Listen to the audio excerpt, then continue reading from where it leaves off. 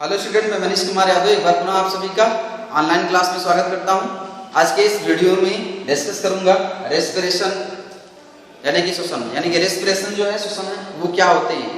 देखिए, इससे पूर्व की जो वीडियो हमने बनाया था उस वीडियो में मैंने डाइजेस्टिव सिस्टम के जो पार्ट थे उसके विषय में मैंने डिस्कस किया था और डाइजेस्टिव ग्लैंड जो थी उसके विषय में मैंने डिस्कस किया था और digestion and process of digestion जो है यानी कि पाचन और पाचन की प्रक्रियाएं जो थी उसके विषय में मैंने डिस्कस किया था। बहुत ही बेहतरीन नॉलेज जो थी, एक सिस्टम को आपने रीड कर लिया।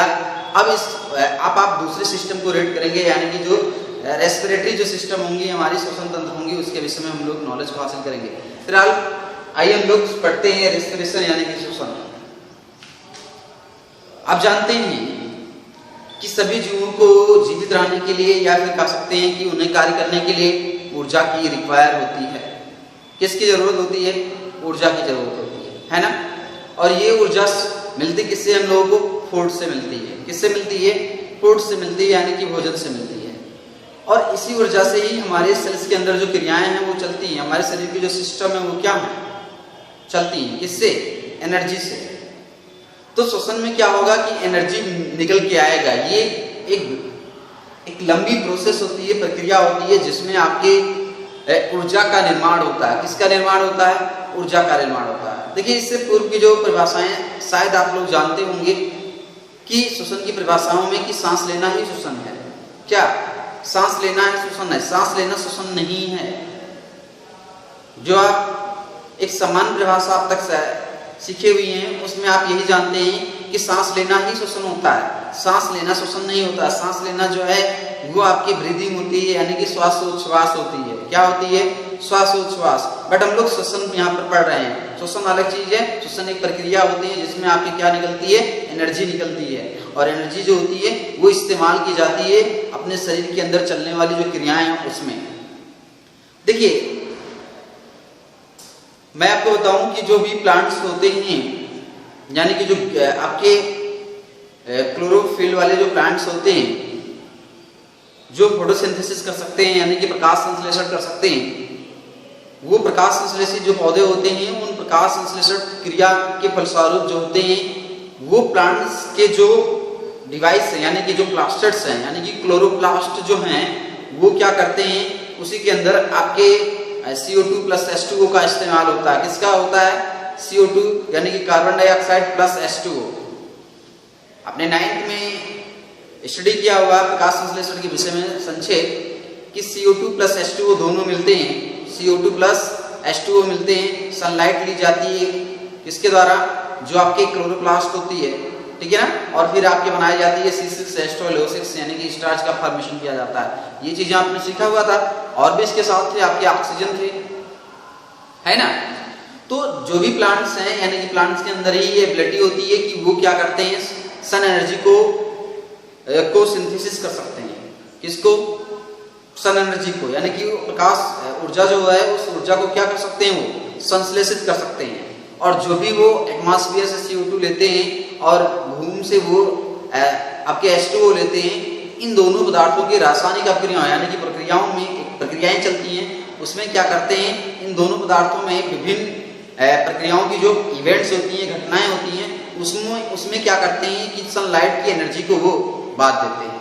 प्लांट्स क्या करते हैं कि जो सनलाइट एनर्जी है उस सनलाइट की एनर्जी को क्या करते हैं, जो भी वो खाद्य पदार्थ बनाते हैं, चाहे वो फल बना रहे हैं, फूल बना रहे हैं, लीफ बना रहे हैं, उनमें क्या करते हैं? उस सनलाइट को क्या करते हैं? सनलाइट की एनर्जी को बांध देते हैं कार्बनिक पदार्थों में।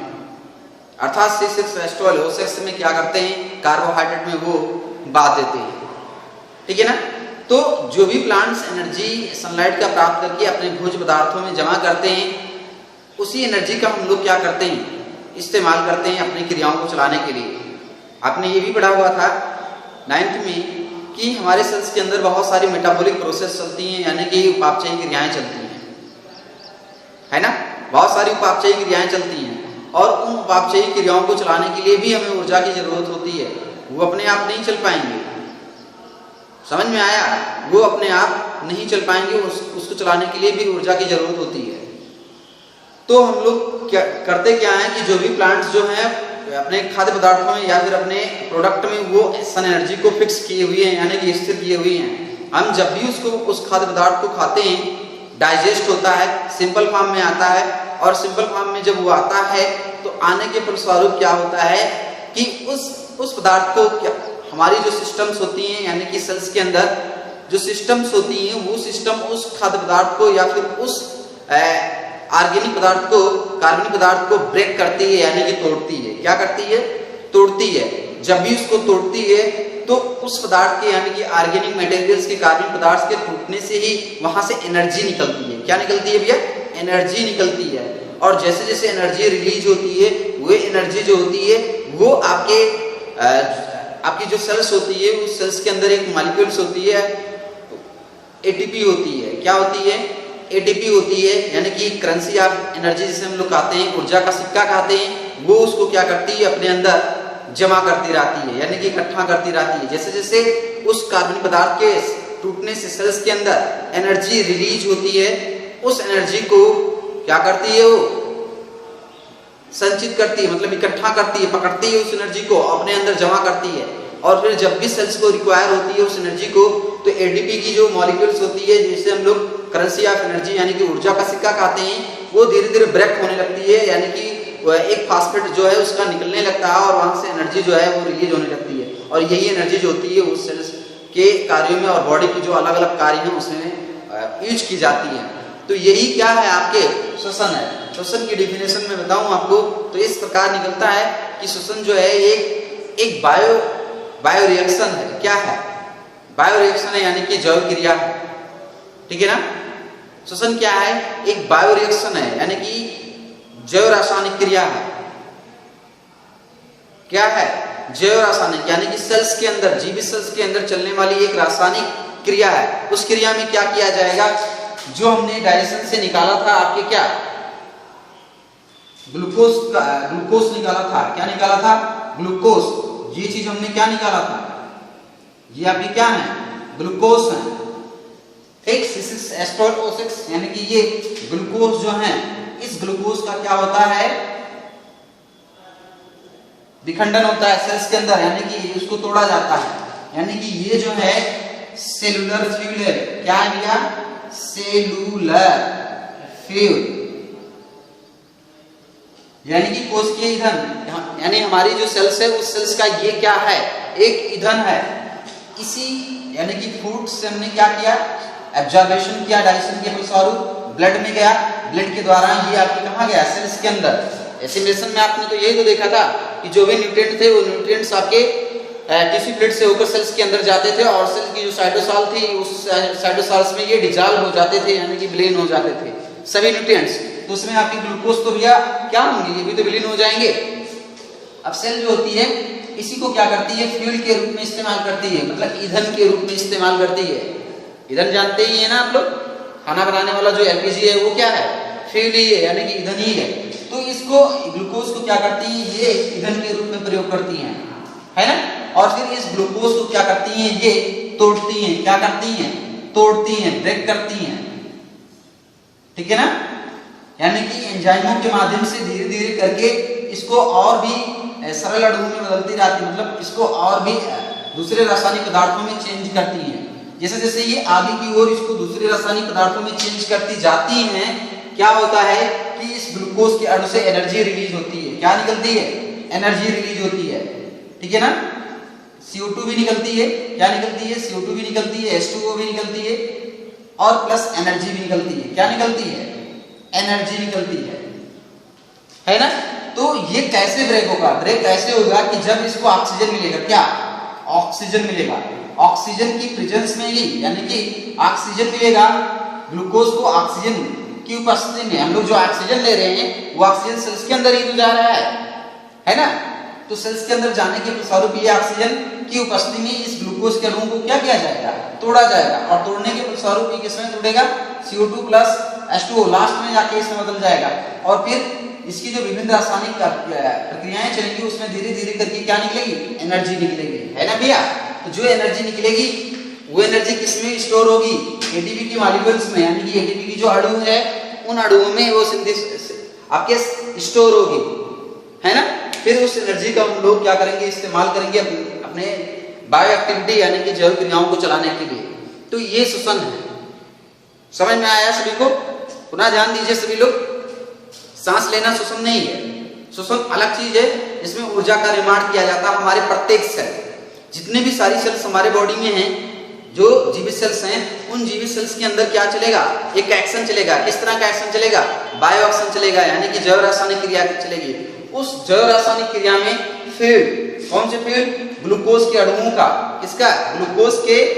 ग्लूकोज के अणुओं का क्या होगा? ऑक्सीजन की उपस्थिति में ऑक्सीडेशन होगा, यानी कि उसका विघटन होगा। और ऑक्सीजन की उपस्थिति में जब ग्लूकोज के अणुओं का विघटन होगा, किसके द्वारा? एंजाइमों के द्वारा, तो ये धीरे धीरे करके आपकी बदल जाएगी इसमें CO2 प्लस H2O में। जब भी ये CO2 और H2O में लास्ट में बदलेगी, तो उन बीच में आपकी क्या होगा? धीरे धीरे एनर्जी निकलती रहेगी। क्या एनर्जी निकलती रहेगी? तो ये एनर्जी जो रिलीज होगी इस प्रक्रिया में, वो एनर्जी एटीपी के अणु में संश्लेषित कर ली जाएगी, या फिर संश्लेषित कर सकते हैं, या फिर कर सकते हैं उसमें वो स्टोर कर ली जाएगी एटीपी में। और वही एटीपी वाली एनर्जी जो होगी हम लोग अपने बायो एक्टिविटी जो होती है, यानी कि जैव क्रियाएं जो होती है, उसको चलाने में इस्तेमाल करेंगे। तो ये थी आपके श्वसन। क्लियर हो गया सभी को? समझ में आ गया ना? चलिए मैं एक बार इसकी डेफिनेशन बता देता हूँ। श्वसन एक जैव रासायनिक क्रिया है जिसमें सभी सेल्स के अंदर ऑक्सीजन की उपस्थिति में ग्लूकोज के अणुओं का ऑक्सीडेशन, यानी कि ऑक्सीकरण या फिर विघटन होता है एंजाइमों के द्वारा, जिसके फलस्वरूप CO2 plus H2O plus energy बनती है।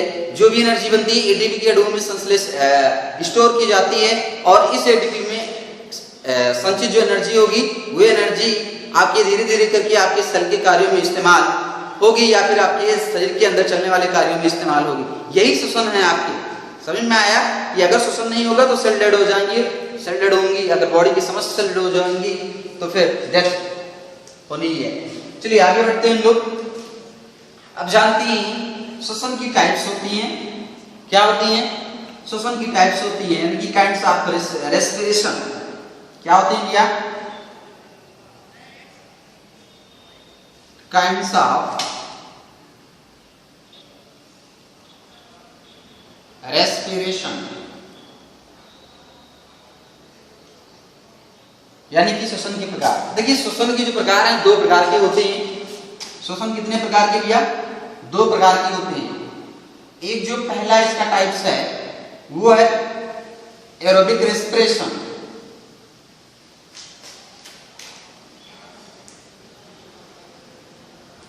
ठीक है ना? और दूसरी जो है वो है एनएरोबिक रेस्पिरेशन।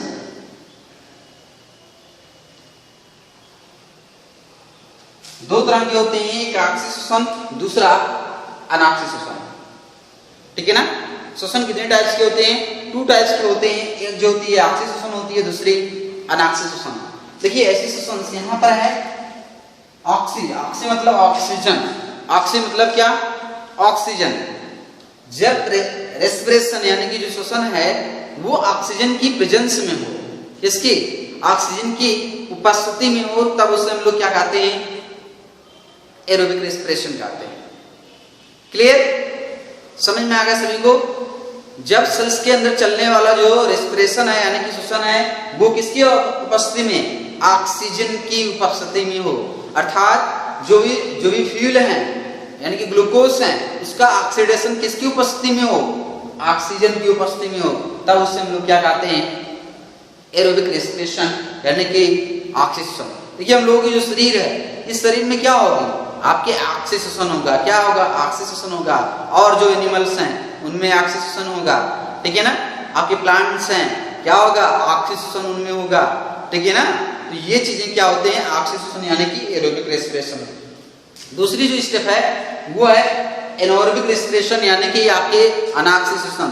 अनाक्सी आ मतलब नहीं, किसकी नहीं?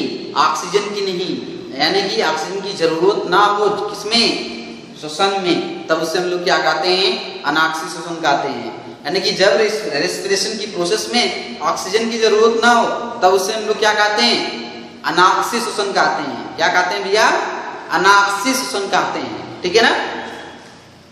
देखिए अनाक्सिक शोषण जो है, जो माइक्रो ऑर्गेनिजम्स होते हैं उनमें होता है। ऐसे बैक्टीरिया, जीवाणु जो है उनमें अनाक्सिक शोषण, ईस्ट उनमें अनाक्सिक शोषण।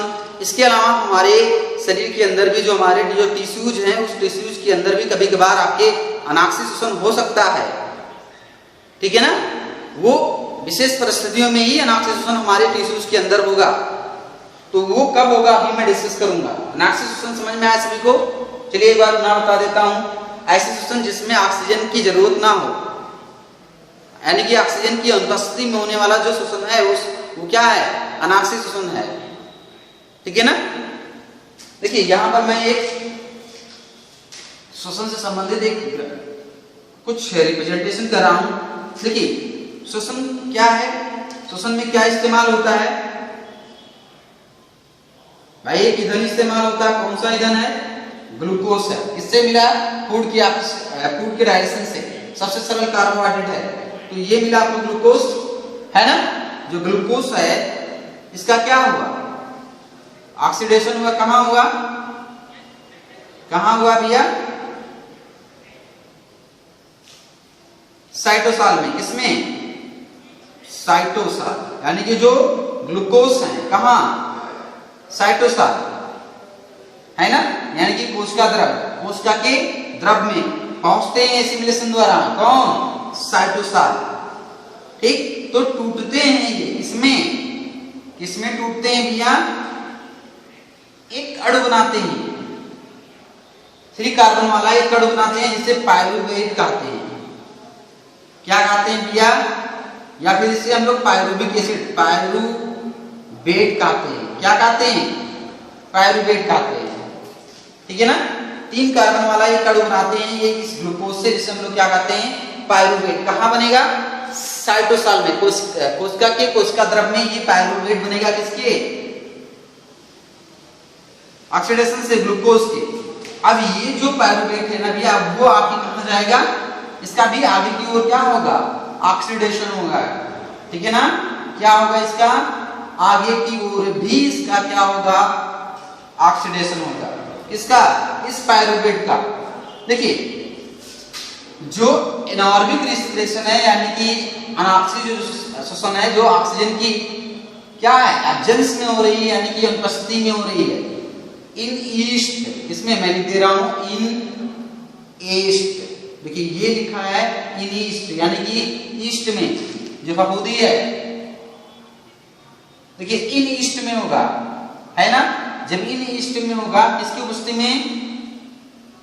O2 के उपस्थिति, O2 के एब्सेंस में, तो क्या होगा? आपके बनेगा एथेनॉल, एथेनॉल बनेगा, ठीक है ना। या फिर हम लोग बैक्टीरिया में ले सकते हैं, तो उस बैक्टीरिया में क्या बनेगा? Ethyl alcohol. क्या बनेगा? Ethyl alcohol. अनाक्सिक शोषण में प्लस CO2, क्या बनेगा? CO2 प्लस एनर्जी, क्या बनेगा? एनर्जी, ठीक है ना। एनर्जी जो होगा वो क्या होगा? अनाक्सिक शोषण में कम उत्पन्न होगा, क्योंकि इसके आगे की जो प्रक्रियाएं हैं ना, वो माइटोकॉन्ड्रिया में नहीं होंगी, ठीक है ना। और दूसरी जो है, चलिए एक और लिख दे रहा हूं मैं यहां पर आपके, इन मसल्स, इन मसल सेल, इन मसल्स। किसमें? इन मसल्स, यानी कि हमारी मांसपेशियों में, मसल्स। देखिए जब हम लोग हार्ड वर्क करते हैं, यानी कि कठिन परिश्रम करते हैं, या फिर आप विद्यालय आते हैं तो फास्ट साइकिलिंग करते हैं, तो उस समय फास्ट साइकिलिंग की वजह से आपके शरीर के अंदर ऑक्सीजन की कमी हो जाती है। या फिर आप खेतों में ज़्यादा काम करते हैं, तेजी से काम करते हैं, तो शरीर में ऑक्सीजन की कमी होती है, लेकिन फिर भी काम करने की वजह से ऊर्जा की जरूरत होती है। तो हमारी जो मांसपेशियां होती हैं वो ऑक्सीजन की अनुपस्थिति में ही श्वसन कर डालती हैं, ऑक्सीजन की अनुपस्थिति में ही श्वसन कर डालती हैं, ठीक है ना। जिसके फलस्वरूप ये बनाती है क्या? Lactic acid, lactic acid plus energy. क्या बनाती हैं? Plus energy. कौन बनाती है? हमारी मसल्स सेल्स बनाती हैं, तो ये लैक्टिक एसिड का फॉर्मेशन करती हैं। कब? जब हम लोग हार्ड वर्क करते हैं, ठीक है ना। तो ये भी ऑक्सीजन की अनुपस्थिति में होता है, ऑक्सीजन की एब्सेंस ऑफ O2 है ना, एब्सेंस ऑफ O2 और यहां पर प्रेजेंस ऑफ, तीसरी जो है प्रेजेंस ऑफ O2 इसमें यूकैरियोटिक सेल्स में, यानी कि हम लोगों में। इसमें देखिए ग्लूकोज का ऑक्सीडेशन कहां हुआ? साइटोसॉल में। क्या बना? पायरुवेट बना। और पायरुवेट जो है वो कहां जाएगा आगे? आपके माइटोकॉन्ड्रिया के अंदर, जो उसकी क्या है? मैट्रिक्स है, उसके अंदर जाकर इसको फिर क्या किया जाएगा? तोड़ा जाएगा। फिर वहां से एनर्जी बनेगा। बनेगा क्या? यही प्रोसेस निकलेगी आपके CO2 प्लस क्या मिलेगा भैया? H2O प्लस क्या मिलेगा? एनर्जी। तो देखिए ये चीजें हम लोगों को मिल रही है। क्या ये चीजें मिल रही है हम लोगों को? किसमें? आपके श्वसन में, ठीक है ना। देखिए ग्लूकोज कार्ड हुआ है, ठीक। आपके एरोबिक और एनारोबिक रेस्पिरेशन यानी कि ऑक्सी और अनॉक्सी श्वसन में क्या है? पहले दोनों समान अवस्थाओं में होती है। कहां? सेल के कोशिका द्रव्य में, साइटोसॉल में, और बनाती क्या है? पायरुवेट। क्या बनाती है? पायरुवेट। अब पायरुवेट जो है वो अलग अलग जीवों में, इन ईस्ट में, बैक्टीरिया में, ठीक है, ऑक्सीजन की एब्सेंस में यानी कि ऑक्सीजन की अनुपस्थिति में एनारोबिक जो रिस्पिरेशन होगा बैक्टीरिया में, आपके एथिल अल्कोहल बन जाएगा, CO2 बन जाएगी, एनर्जी बन जाएगा, ठीक है ना। एनर्जी जो होगी वो अपने कार्यों में बैक्टीरिया या फिर ईस्ट जो है, ईस्ट में होगा तो इथेनॉल बनेगा, उसमें इस एनर्जी का इस्तेमाल किया जाएगा, यानी कि ईस्ट में अपने क्रियाओं के लिए, बैक्टीरिया में अपनी क्रियाओं के लिए।